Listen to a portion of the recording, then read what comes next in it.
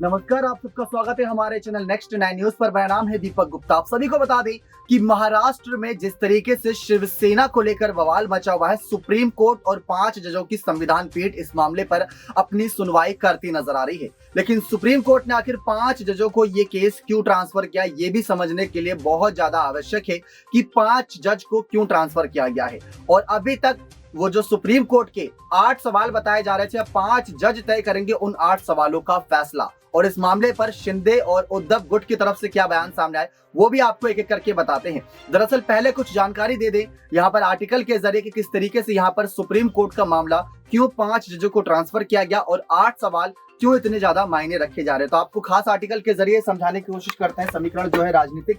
सबसे पहले जो 5 जजों को सौंपा गया है वो यहाँ पर समझना है। बता दें कि इस मामले की सुनवाई पूर्व सीजेआई एनवी रमना की अध्यक्ष में हो रही थी। उनका रिटायरमेंट हो गया। रिटायरमेंट से पहले उन्होंने इस केस को 5 जजों की बेंच को ट्रांसफर कर दिया था। इसके साथ ही चुनाव आयोग को शिवसेना के चुनाव चिन्ह पर कोई भी फैसला नहीं लेने का भी कहा गया था। अब रिटायरमेंट की वजह से उन्होंने 5 जजों को सौंप दिया। सीजेआई एनवी रमना इसकी अध्यक्षता कर रहे थे और इसी वजह से मामला आगे टलता गया। शिवसेना के चुनाव चिन्ह पर कोई भी फैसला ना ले, चुनाव आयोग को भी ये बात कह दी। बताया जा रहा है कि 5 जजों की सुनवाई 8 सवालों के आधार पर की जाएगी और इसके बाद तय किया जाएगा कि शिवसेना पर किसका अधिकार है। 3-4 दिन पहले की खबर है, लेकिन 8 सवाल कौन से होंगे ये जानना बहुत दिलचस्प है। पूरा मामला यहाँ पर आप पढ़ सकते हैं। सुप्रीम कोर्ट ने अपनी पिछली सुनवाई में कहा था कि संविधान पीठ तय करेगी क्या स्पीकर के खिलाफ प्रस्ताव लंबित हो तो वो अयोग्यता पर सुनवाई कर सकते हैं, क्या फिर नहीं। सीजेआई ने मामले की सुनवाई करते हुए कहा था किसी पार्टी के आंतरिक लोकतंत्र और उसमें चुनाव आयोग की क्या भूमिका होनी चाहिए, ये फैसला भी कोर्ट की संविधान पीठ तय करेगी।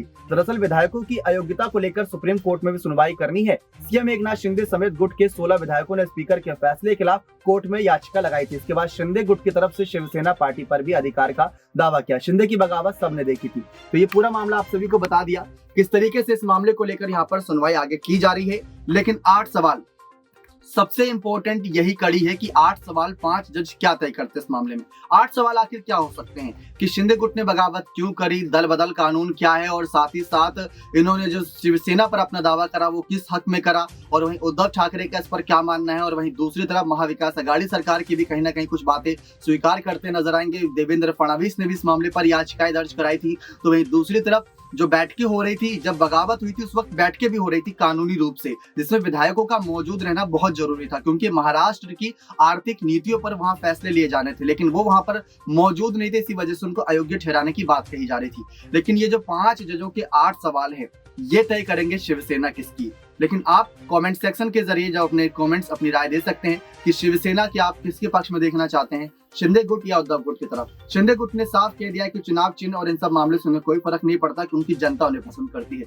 उद्धव ठाकरे ने और उनके नेताओं ने कहा था जहां उद्धव ठाकरे वहां असली शिवसेना, बाकी सब वो शिवसैनिक असली नहीं है। उनको किसी पार्टी के साथ या तो विलय होना चाहिए या तो उनको किसी पार्टी के साथ यहाँ पर या तो खुद की नई पार्टी बना लेनी चाहिए। ये बातें निकलकर सामने आई थी। लेकिन देखना दिलचस्प होगा कि आने वाले वक्त में जो ये केस ट्रांसफर किया गया, इसी वजह से मामला टलता जा रहा है, वो 5 जज संविधान पीठ के क्या 8 सवालों के जरिए इस मामले की अपना निष्कर्ष निकालते। क्या ये मामला आगे तक जाएगा या बहुत जल्द इस पर फैसला आएगा, ये देखना बहुत दिलचस्प रहेगा। बने रहे चैनल के साथ ऐसी और तमाम बड़ी खबरों के लिए।